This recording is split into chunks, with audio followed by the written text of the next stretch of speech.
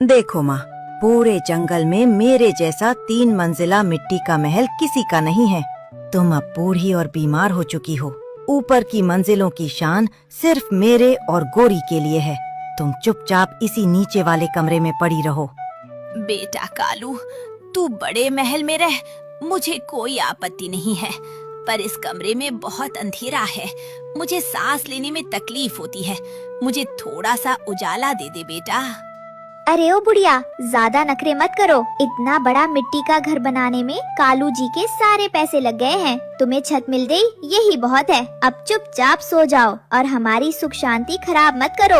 उसी पेड़ की दूसरी तरफ रानू चिड़िया और टुन्नू चिड़ा का एक छोटा और पुराना घोंसला था। तेज हवा के कारण उनके घोंसले की छत टूट गई थी, लेकिन रानू अपने बेटी गुड़िया के साथ उस टूटे घर में भी खुश थी।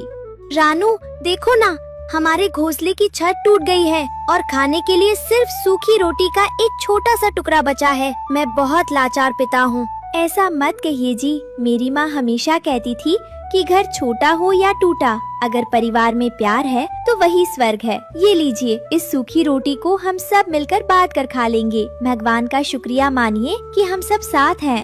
हाँ पापा, मुझे इस टूटे घोंसले में भी आपके और मम्मी के साथ बहुत मजा आता है। हमें बड़े महल की कोई जरूरत नहीं है। कालू कौवा रोज अपनी तीसरी मंजिल की खिड़की से रानू के टूटे घोंसले को देखता और उनका मजाक उड़ाता था। दिन बीतते गए। कालू और गोरी शहर से अपने लिए कीमती रेशमी कंबल, नए नए कपड़े और महंगे पकवान लेकर आए, लेकिन अपनी बूढ़ी माँ के लिए वो सिर्फ बचा हुआ बासी खाना लेकर जाते थे। लो, ये रात की बची हुई सूखी रोटी खा लो। और हाँ, आज रात जरा धीरे खांसना। तुम्हारी इस बीमारी की खांसी से ऊपर हमारी दूसरी और तीसरी मंजिल की शांति खराब होती है। बहू, मुझे बहुत तेज बुखार है। कालू बेटा, जरा डॉक्टर को बुला दो। मुझे दवा की बहुत जरूरत है। मेरा शरीर टूट रहा है। माँ, मेरे पास फालतू पैसे नहीं है। सारा पैसा इस मिट्टी के महल को सजाने में और कीमती रेशमी कंबल खरीदने में लग गया है। तुम्हारी रोज की दवाइयों का खर्च मैं नहीं उठा सकता। चुपचाप सो जाओ। कालू अपनी बीमार माँ को तड़पता हुआ छोड़कर ऊपर अपनी तीसरी मंजिल पर आराम करने चला जाता। कमरे से बूढ़ी माँ के खांसने और रोने की आवाज रानू चिड़िया के कानों तक पहुँचती है। रानू से बूढ़ी माँ का ये दर्द देखा नहीं जाता। वो छुपकर अपनी रसोई से गर्म सूप और दवा लेकर माँ के पास आती है। माँ जी, रो मत, ये लीजिए, थोड़ा गर्म सूप पी लीजिए और ये दवा खा लीजिए, आपको बहुत आराम मिलेगा।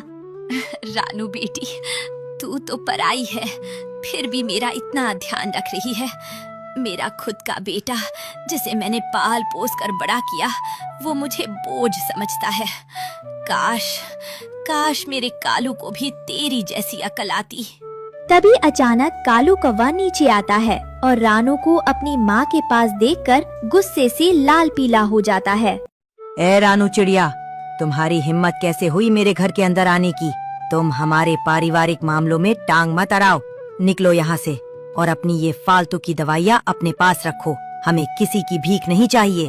कालू भाई, गुस्सा मत करो। माँ जी बहुत बीमार हैं। माता पिता की सेवा से बड़ा कोई धर्म नहीं होता। आज तुम जिस महल पर घमंड कर रहे हो, वो इन्हीं माँ के आशीर्वाद से है। मुझे मत सिखाओ। ये महल मेरी ताकत से बना है। जाओ और अपने टूटे घोंसले को संभालो। मिट्टी का घर होने के कारण कालू की तीसरी और दूसरी मंजिल पानी में घुलकर बहने लगती है। कालू जी, बचाइए, हमारा मिट्टी का घर टूट रहा है। पानी अंदर आ रहा है। गोरी, जल्दी करो, हमारे कीमती रेशमी कंबल और गहने समेटो। मैं इस कीमती सामान को छोड़कर नीचे नहीं जाऊंगा। लालच के चक्कर में दोनों ऊपर ही फंस जाते हैं। तभी अचानक एक जोरदार धमाका होता है और तीसरी मंजिल की छत का एक बहुत भारी और बड़ा लकड़ी का शहतीर टूटकर सीधे कालू के पैर पर गिर जाता है।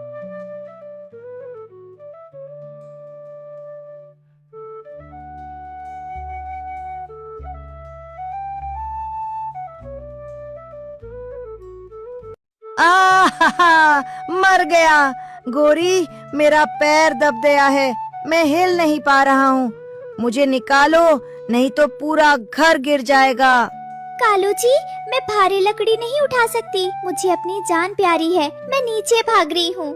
गोरी कौवी कालू को मरता हुआ छोड़कर नीचे भाग जाती है, लेकिन सबसे नीचे वाले अंधेरे कमरे में बैठी बूढ़ी माँ, जिसे ठीक से दिखाई भी नहीं देता था, अपने बेटे की चीख सुन लेती है। अपनी बीमारी और तेज दर्द को भूलकर वो अपनी जान की परवाह किए बिना ऊपर की तरफ भागती है। दूसरी तरफ से शोर सुनकर रानू और टुन्नू भी वहाँ पहुँचते हैं।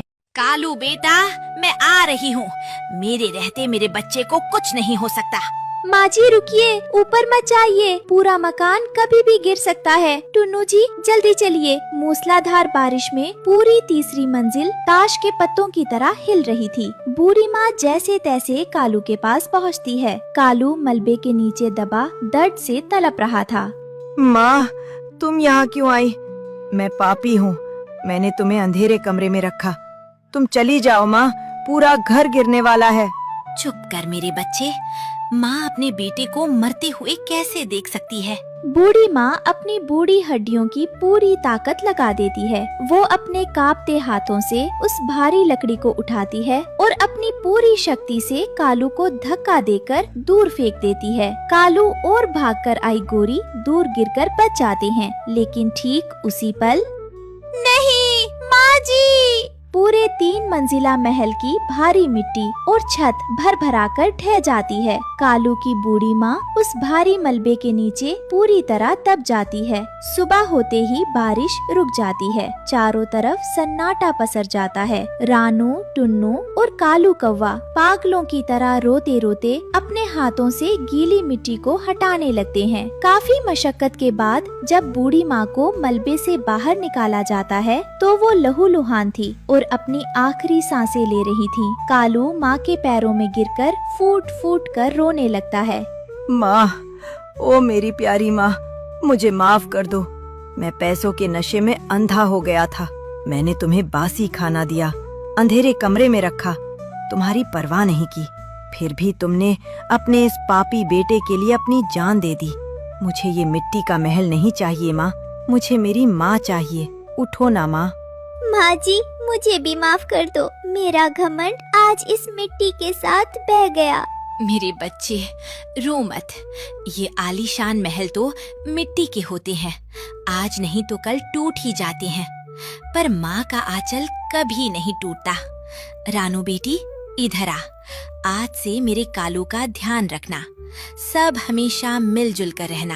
इतना कहते ही बूढ़ी माँ हमेशा के लिए अपनी आंखें बंद कर लेती है। पूरा जंगल इस दृश्य को देखकर रो पड़ता है।